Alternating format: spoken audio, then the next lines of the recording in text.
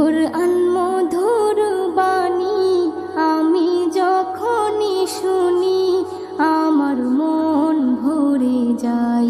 শোনো মুমিন মুসলমান, পড়ে দেখো না কুরআন, কত শান্তি পাওয়া যায়। কুরআন মধুর বাণী,